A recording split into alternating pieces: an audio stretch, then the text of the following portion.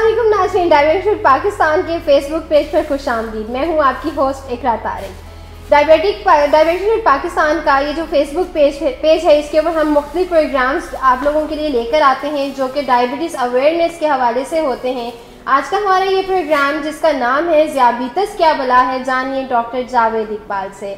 आज हमारे साथ तशरीफ़ रखते हैं डॉक्टर जावेद इकबाल जो कि कंसल्टेंट डायबिटोलॉजिस्ट हैं और साथ ही साथ जो है वो एंडोक्रिनोलॉजिस्ट भी हैं और काफ़ी अरसे से जो है वो डायबिटिक पाकिस्तान में अपनी खिदमात सर अंजाम दे रहे हैं। और आज हमारे साथ जो है वो चचा मियाँ भी ज्वाइन करेंगे हमें, लेकिन आज हमारे साथ एक बहुत ख़ास मेहमान मौजूद हैं। उनका तारुफ करवाती हूँ कि ये जो हमारे साथ आज मॉडल डायबिटिक पेशेंट मौजूद हैं और इनको जो है वो 6 मंथ्स में इन्होंने अपने 13.6 इनका HbA1c था और वो 13.6 से जो है ये 6.3 तक लेकर आए हैं विद इन 6 मंथ्स। आखिर इन्होंने ऐसा क्या किया कि वो 6.3 तक ले आए, वो भी 6 महीनों में। आज हम जानेंगे उनकी ज़ुबानी और उनसे पूछेंगे कि उन्होंने अपने लाइफस्टाइल को कैसा रखा है और उनका क्या लाइफस्टाइल है। आइए बात करते हैं डायबिटिक पेशेंट से भी और डॉक्टर जावेद इकबाल से भी। अस्सलाम वालेकुम सर, कैसे हैं आप? ठीक हैं? अस्सलाम वालेकुम डॉक्टर साहब। डॉक्टर साहब ठीक हैं, आप खैरियत से हैं? ठीक है डॉक्टर साहब, पहले हम थोड़ा सा जानते हैं सर से कि सर आपको कैसे पता चला, क्योंकि हमारी ऑडियंस भी जानना चाहेगी कि आपको कितना अर्सा हो गया है डायबिटीज़ हुए और आपकी क्या इलामात थी, कैसे आपको पता चला कि आपको डायबिटीज़ हो गई और जो है वो कैसे आप अपने इस ट्रीटमेंट को लेकर चल रहे हैं?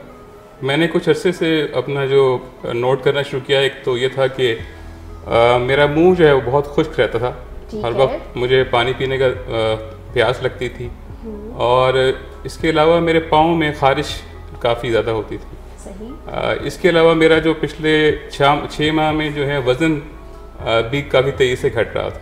ठीक है। तो ख़ास तौर पे जो मुंह खुश्क होने वाली अलामत थी, इससे जब मैंने अपने दोस्तों को बताया तो उन्होंने फिर मुझे कहा कि आप अपनी शुगर टेस्ट करवाएं। सही। मैंने जब अपनी शुगर टेस्ट करवाई लास्ट मई के अंदर, तो वो तकरीबन 550 के करीब शुगर 550 शुगर थी। और तो शुरू में तो काफ़ी परेशानी हुई कि मुझे क्यों हो गई और इसको कैसे अब करना है। तो बहरहाल क्या फैमिली में और भी किसी को डायबिटीज? जी, मेरी वालदा को शुगर थी और लेकिन कभी ख्याल नहीं किया कि हमें भी हो सकती है और वही लाइफस्टाइल में कभी इस तरह की चीज़ें परहेज़ भी नहीं किया।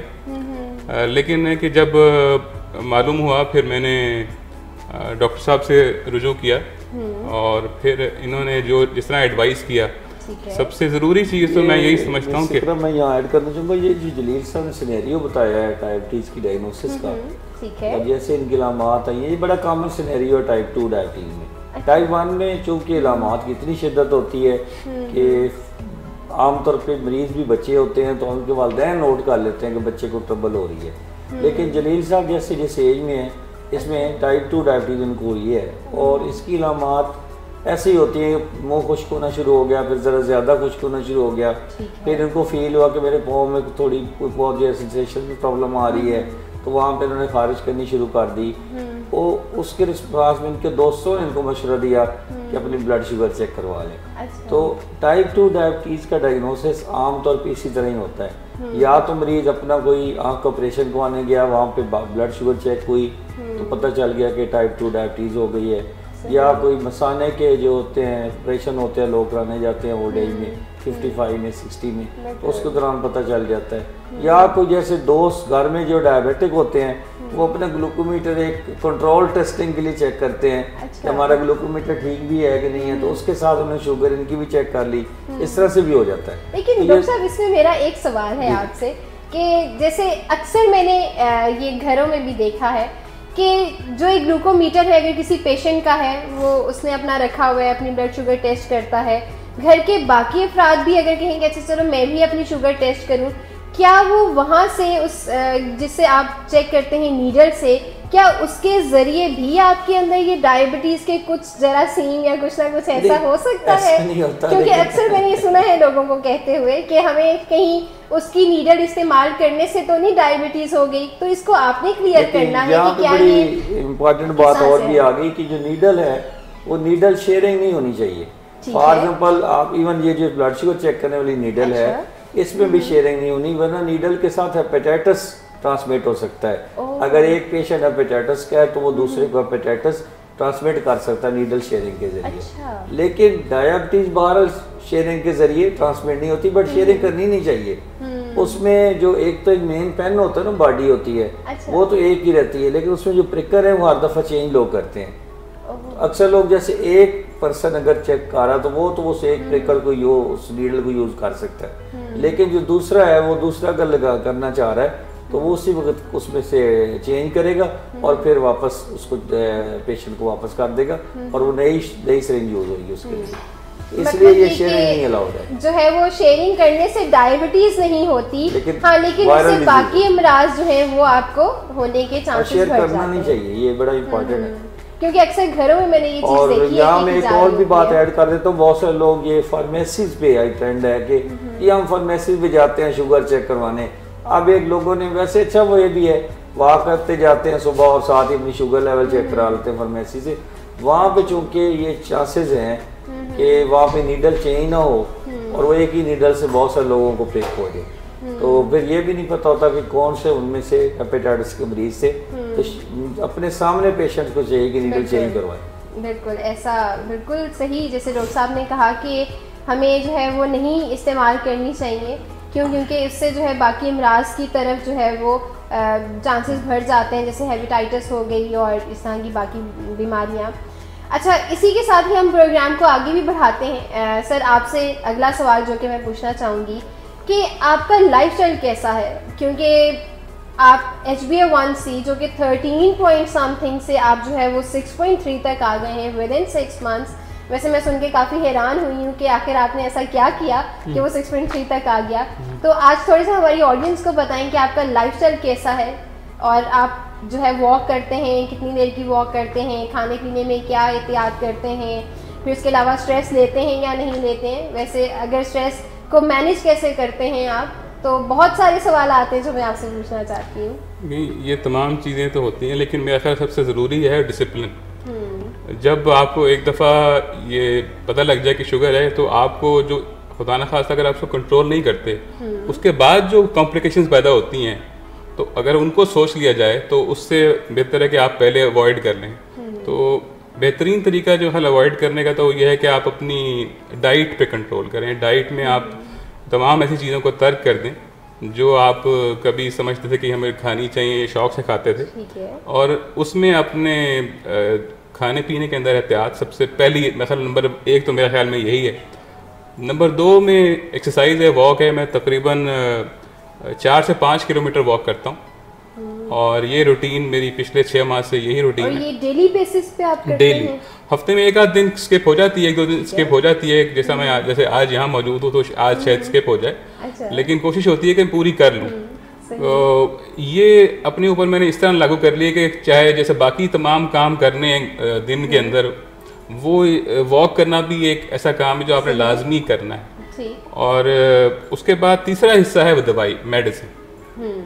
तो ये 3 चीज़ें मेरे ख्याल अगर हम मेनली कर रहे हैं तो फिर खासा इतना मुश्किल नहीं। अच्छा, ये जो इन्होंने बात की थी ना, ये जो 2 बातें इन्होंने की है ना, एक तो डिसिप्लिन वाली बात ये है। मेरा ख्याल है जो डायबिटिक पेशेंट होता है वो जब उसको डायबिटीज़ होती है तो अक्सर इनको भी सवाल ज़हन में आया था कि मुझे क्यों होगी डायबिटीज़। वैसे मैं अक्सर पूछता हूँ कि आपके ख्याल में किसको होनी चाहिए थी जो आपको हो गई है, तो जाहिर है उनके पास कोई इसका आंसर नहीं था कि मेरी जगह पे फलां शख्स को होनी चाहिए थी, या मैं सिकरा को या चचा मियाँ को। ऐसा तो नहीं हो सकता कि आप अपनी जगह एक बंदा दे दें, तो ऐसा नहीं है। तो ये है कि चूँकि ये नेचर का डिसीजन है, तो अल्लाह ताला का जो डिसीजन होता है वो मानना पड़ता है। इन कई एक रिश्ते होते हैं, 6 रिश्ते ऐसे होते हैं जिनमें हमें बहस नहीं करनी चाहिए। उन 6 रिश्तों में एक रिश्ता जो है मियाँ का भी होता है, मियाँ से भी बहस नहीं करनी चाहिए। अच्छा। उस सास से भी बहस नहीं करते। अच्छा। हम आपको समझा रहा हूँ अगली जिंदगी के लिए। क्लाइंट से बहस नहीं करते, ठीक है, और जो है अल्लाह ताला से बहस नहीं करते। ये रिश्ते ऐसे है, तो इसलिए ऐसा हम कभी भी नहीं, आपको पता है कि बारिश है कभी शादमान में होती है और कभी जॉर्डन में होती है। बिल्कुल। तो हम कभी भी ऑब्जेक्शन नहीं करते कि भाई शादमान में बारिश हुई है, जॉर्डन में क्यों नहीं हुई, लेकिन हम दुआ जरूर करते हैं कि दुआ कर सकते हैं।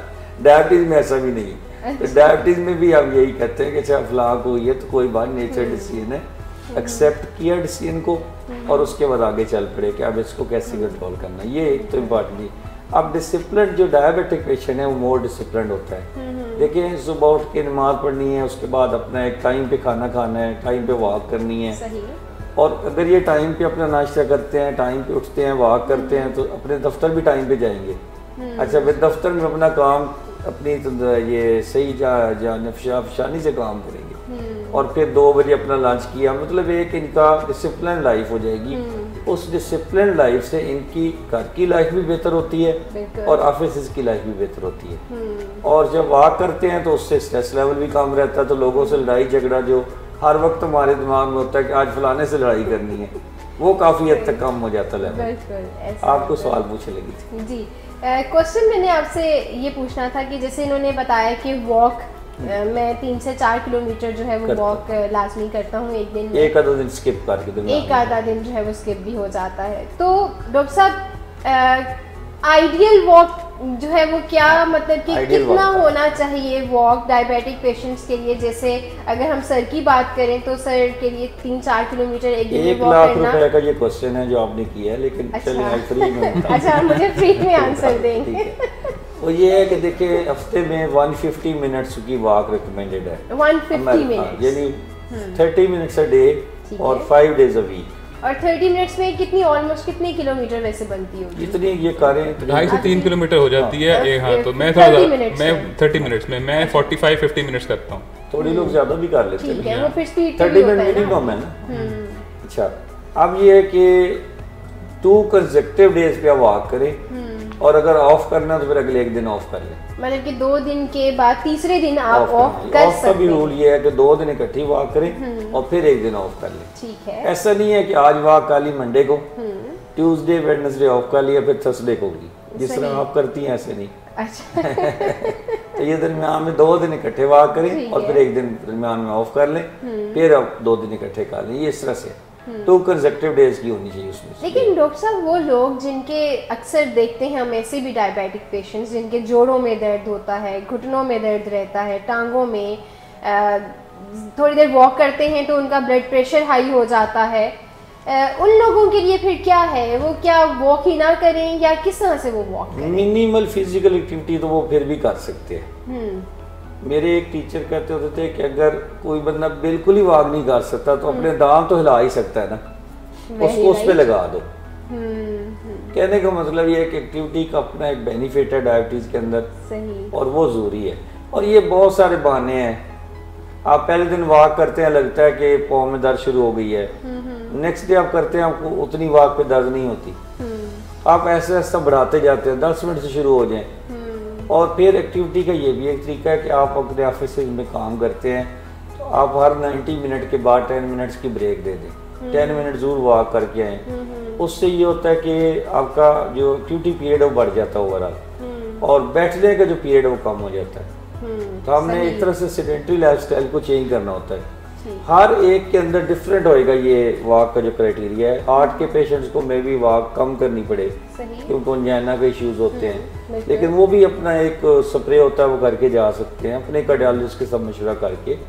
लेकिन एक्टिविटी डेफिनेटली होनी चाहिए और घर के कामों के अलावा घर के जो बर्तन धोने हैं वो उससे ठीक नहीं है। क्योंकि इसी ही बात से मेरे जहन में एक सवाल आ रहा था। एक डायबिटिक पेशेंट थी और उन्होंने मुझसे, जब मैंने उनसे वॉक के हवाले से बात की तो उन्होंने मुझे कहा कि मैं तकरीबन हर दूसरे दिन तो शॉपिंग के लिए जाती ही हूँ, कभी लिबर्टी चली गई तो कभी कहाँ तो कभी कहाँ तो कभी कहाँ, तो वो भी तो एक किस्म की वॉक ही होती है ना।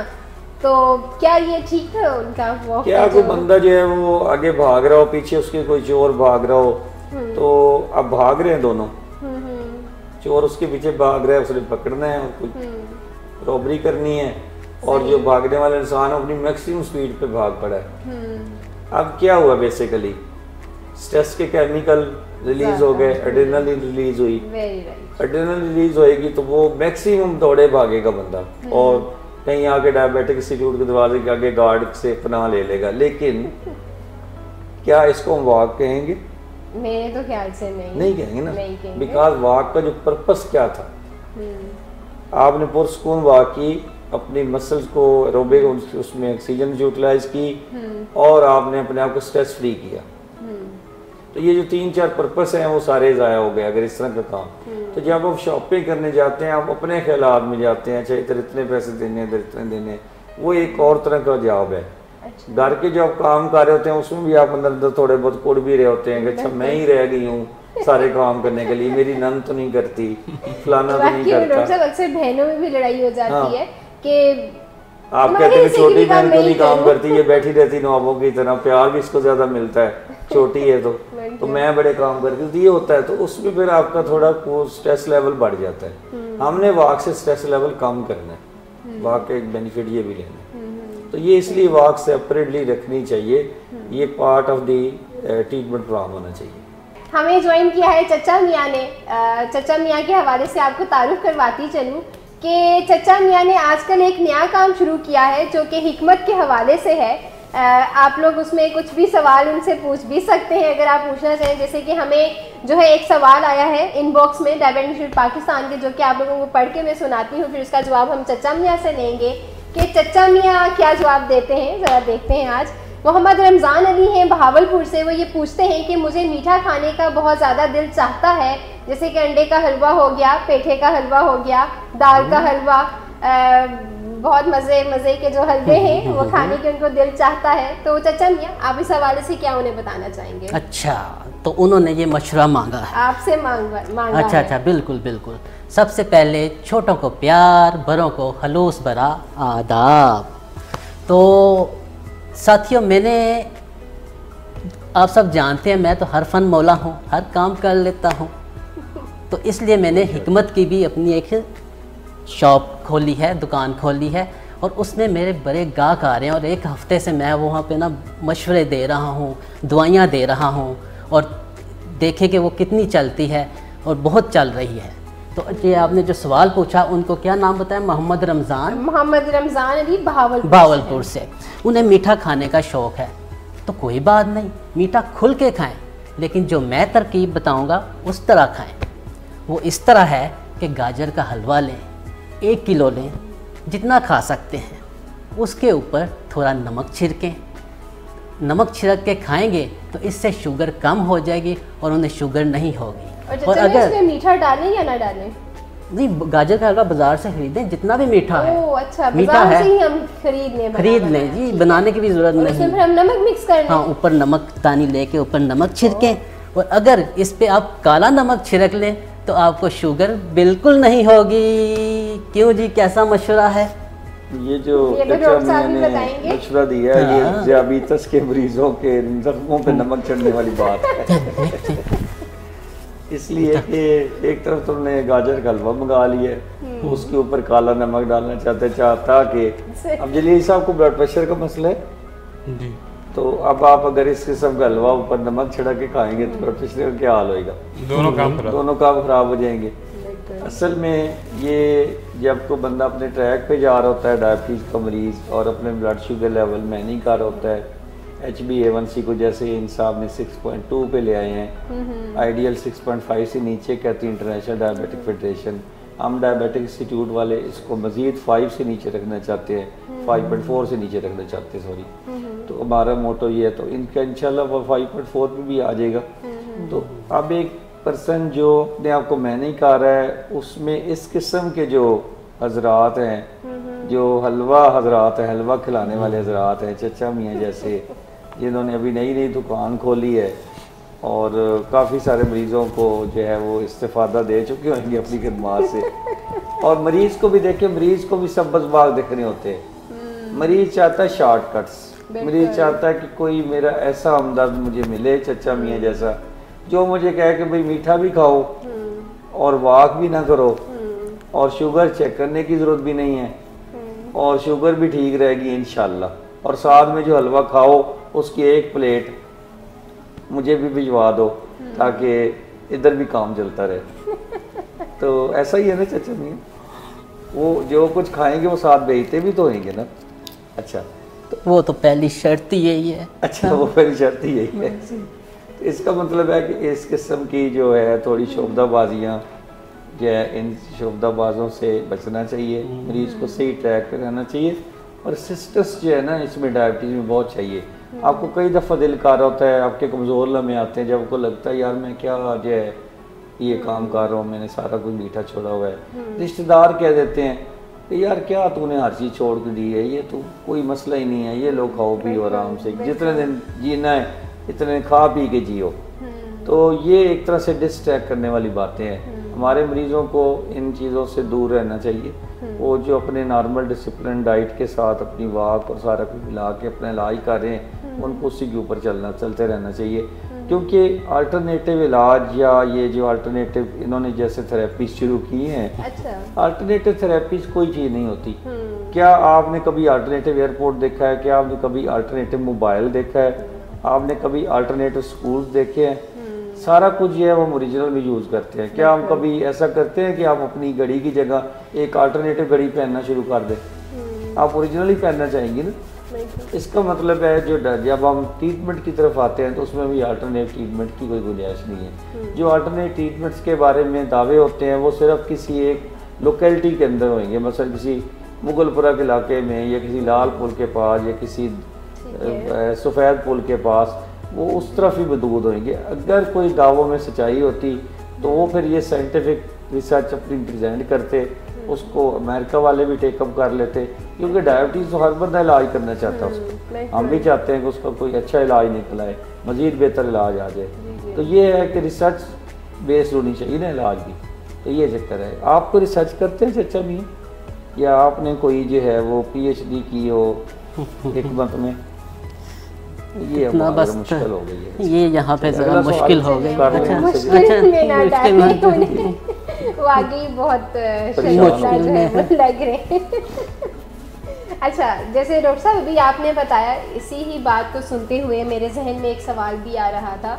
जैसे कुछ डायबिटिक पेशेंट्स को ये मशवरे दिए जा रहे होते हैं कि आप करेले का पानी जो है वो पीना शुरू करें, उससे आपकी डायबिटीज़ ख़त्म हो सकती है, या आप फला कलौंजी का इस्तेमाल करें, या कुछ ना कुछ ऐसे कोई टोटके भी बताए जा रहे होते हैं ना।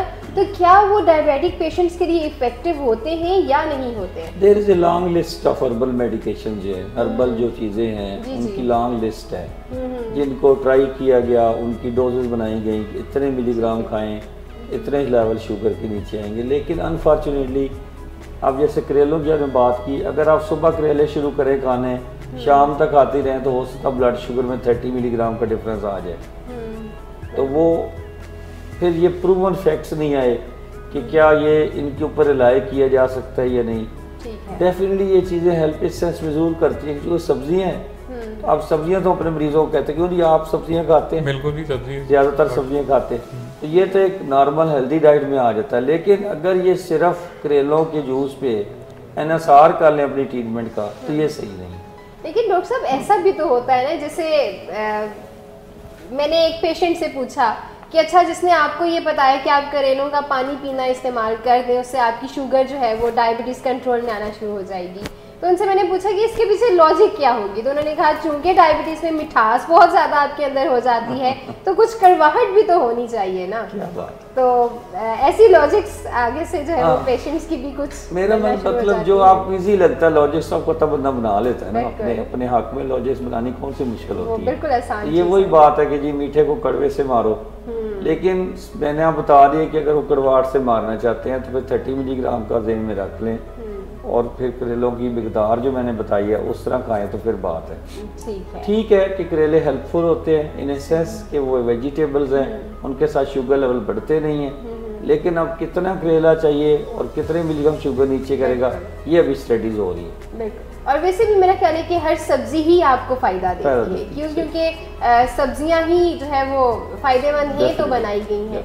अच्छा जलील साहब, आपसे एक सवाल जो कि मैं पूछना चाहूँगी, सवाल ये है कि जैसे डॉक्टर साहब ने बात की कि डायबिटिक पेशेंट्स के लिए कुछ मुश्किलात भी पैदा होती हैं। जैसे कोई फंक्शन हो गया, कोई इवेंट होता है, या आप किसी के घर जाते हैं और आपको ऑफ़र की जाती है कि चलो एक आध तो मिठाई का पीस खाने से कुछ नहीं होता, या चलो आज के दिन अगर मीठी चाय पी लेंगे तो कुछ नहीं होगा। क्या ये इन चीज़ों का सामना आपको भी करना पड़ा और आप कैसे मैनेज करते थे? सामना यकीनन करने पड़ता है, लेकिन फिर भी कोशिश होती है कि कम से कम ये चीज़ इस्तेमाल की जाए। अगर आपके पास कोई और ऑप्शन नहीं है, अव्वल तो कोशिश की जाए है कि अगर हमारी मतलब कि कोई चीज़ जो हमें अलाउड है वो खा ली जाए। अगर वो अवेलेबल नहीं है तो फिर थोड़ा क्वांटिटी हम बिल्कुल थोड़ी सी जो कि शायद उसकी क्वांटिटी थोड़ी ताकि उस दिन के लिए कम से कम बदपरहेज़ी आपकी है, लेकिन उसको फिर आपने आगे कंटिन्यू नहीं करना। जैसे हम किसी शादी पे जाते हैं तो आप चिकन पीस ले लेते हैं, थोड़ा सैलड ले लेते हैं, कुछ दही ले लेते हैं, कोई ये जो है रायता ले लेते हैं, ये चीज़ें पोर्शंस थोड़े ले लेते हैं। और अगर कोई बहुत ही मजबूरी हो और वहाँ पे आपको स्वीट डिश भी लेनी है तो उससे ना वाक ज़्यादा कर लेते हैं, पानी ज़्यादा पी लेते हैं। तो ये थोड़ा हम डायबिटिक्स को सिखाते हैं कि अपने आप कैसे मैनेज करें मुश्किलों का। बिल्कुल, ये तो बहुत अच्छा है, क्योंकि इसमें अक्सर ऐसा होता है कि जब हम खाना कुछ खाने लगते हैं और हमारी पसंद की चीज़ हो तो फिर हम ज़रा पेट भर के ही खाते हैं। जैसे जलील साहब भी जो है अभी जब हमने ब्रेक ली तो उसमें हमसे डिस्कस कर रहे थे कि मैं दिन में तकरीबन 5 से 6 मील्स लेता हूँ, और उसके पीछे क्या लॉजिक है वो भी हम डॉक्टर साहब से पूछते हैं कि ऐसा क्या है कि डायबिटिक पेशेंट्स को जो है वो एक ही वक्त पे पेट भर के खाना नहीं खा लेना चाहिए, बल्कि कुछ ना कुछ गैप देना चाहिए।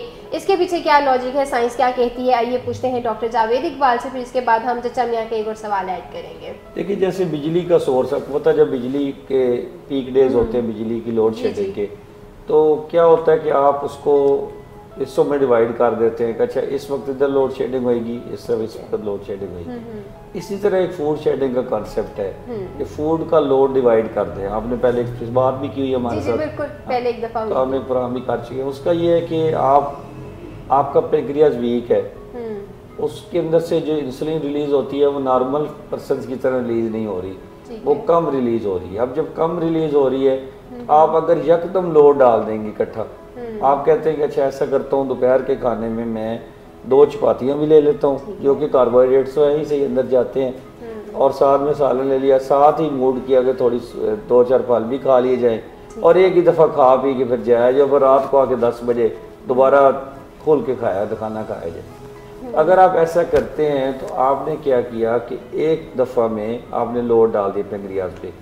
अब पेंक्रियाज आपका कोप अप नहीं कर पा रहा आगे से, उसके बीटा सेल इतने ज़्यादा तगड़े नहीं हैं जितने नॉर्मल होते हैं, तो होगा क्या कि आपका फौरी तौर पे जो 2 घंटे में ब्लड शुगर लेवल है वो हाई होगा, और लबलबे को काफ़ी स्ट्रेस मिलेगी।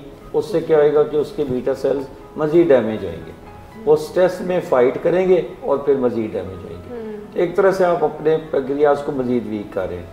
इसका क्या हाल है कि आप एक चपाती के साथ अपना खाना खा लिया दोपहर को, अब उसके साथ यही चला सकते हैं, दोबारा भूख लगेगी तो 5-6 बजे आप अपना एक सैंडविच, एक कप टिक्की चाय, या आप एक सेब, इस तरह के अल्टरनेटिव जो हैं वो छोटी छोटी जो खुराक है वो आप ले सकते हैं। तो आपने फूड को डिवाइड कर दिया सारे 600, और यही डायबिटिक पेशेंट्स को हेल्प भी करती है ये चीज़। अच्छा नाज़रीन, आपसे हम एक और भी आगे इसी प्रोग्राम को बढ़ाते हुए चचा मियाँ के लिए एक और सवाल पूछा है हनीमा साहिबा ने।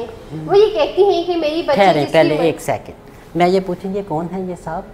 आपको अभी तक पता ही नहीं चला? नहीं, मतलब पहली दफ़ा इन्हें मैं देख रहा हूँ। जी सर, आप?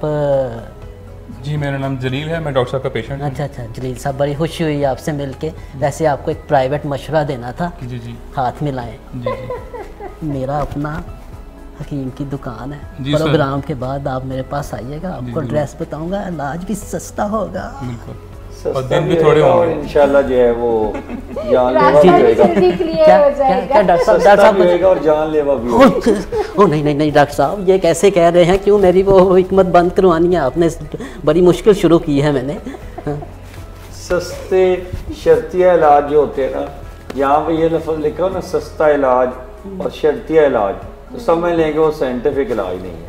अच्छा, शर्तिया इलाज क्या होता है? शर्तिया इलाज तो कोई नहीं होता ना दुनिया में। ये कोई मनी बैग गारंटी किस्म की शर्ट तो नहीं है कि अच्छा ये नहीं पसंद आई तो वापस कर देनी है। इलाज साइंटिफिक होता है, आपने साइंटिफिक ट्रीटमेंट दी है, उसका रिस्पांस आएगा, कुछ में अच्छा आएगा, कुछ में कम आएगा, फिर आप बैठ कर दोबारा रीएडजस्टमेंट करेंगे। ये होती है ट्रीटमेंट ऑफ दी डायबिटीज़। और उस ट्रीटमेंट के लिए किसी जगह छुप के बैठने की जरूरत नहीं, जैसे ये अपना एड्रेस जो है वो छुप के बताएंगे। तो आप हमारा डायबिटिक इंस्टीट्यूट है, आपको पता है साइट्स हैं, इंटरनेट पे सर्च कर सकते हैं, हम ओपन जगह बैठे हैं, कोई भी आके वॉक इन में डिस्कशन भी कर सकता है।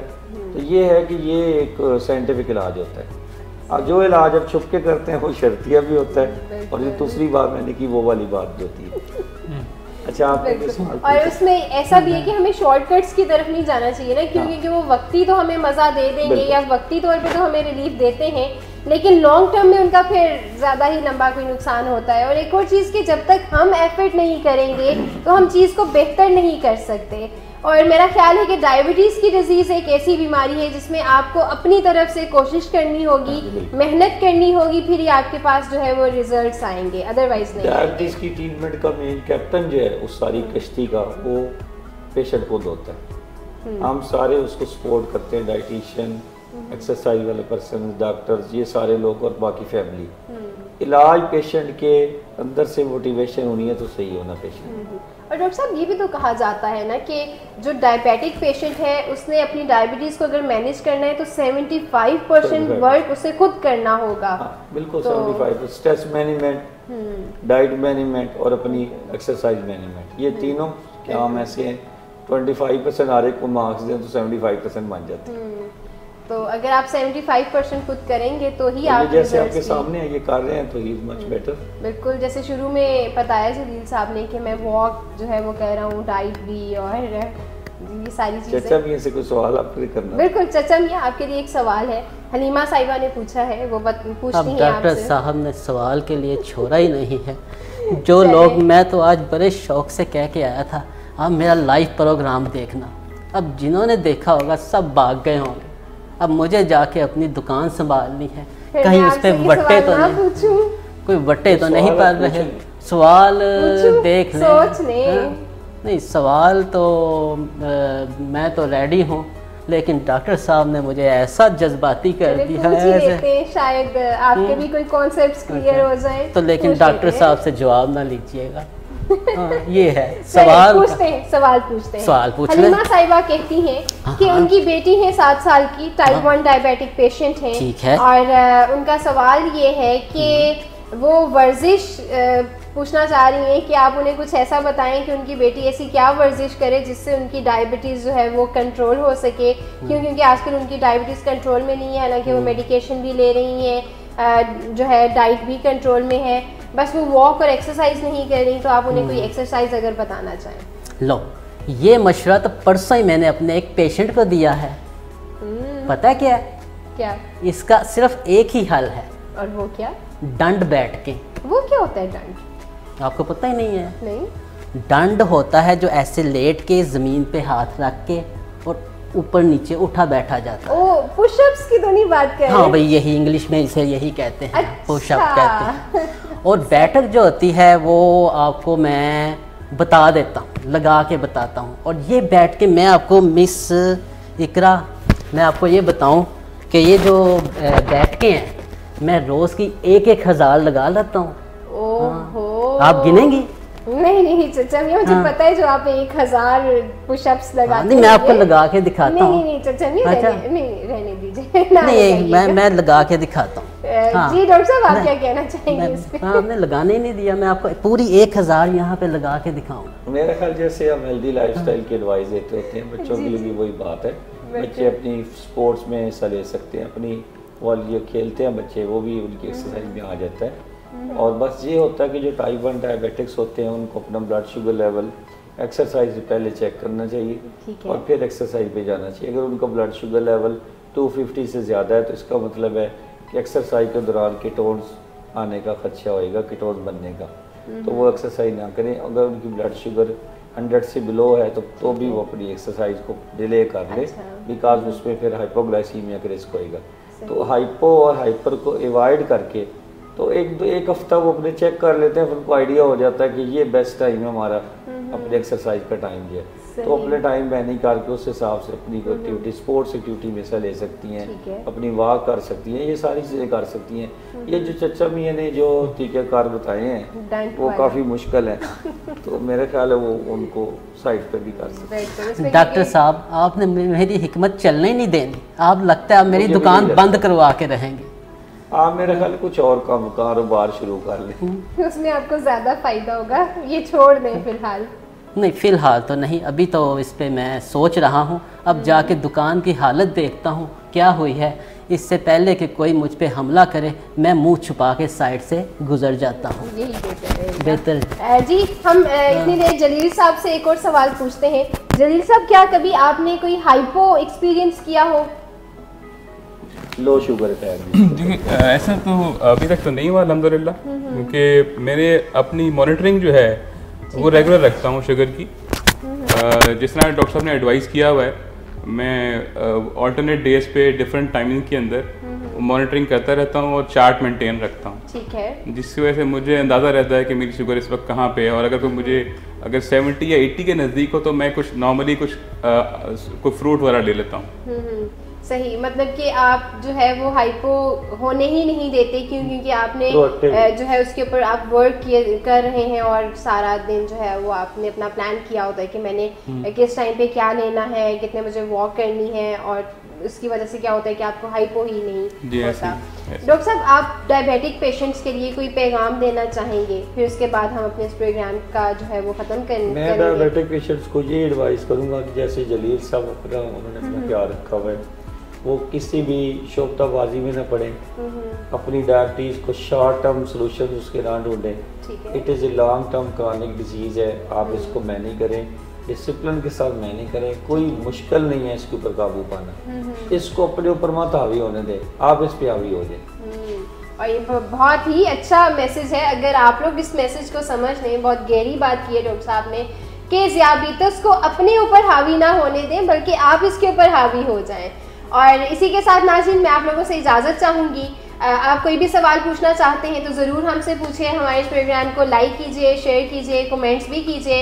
इंशाल्लाह हम आपको इसका जवाब भी देंगे अगले प्रोग्राम में। और इसी के साथ आप लोगों से इजाज़त चाहते हैं। अपना बहुत सारा ख्याल रखिएगा। अल्लाह हाफ़िज़।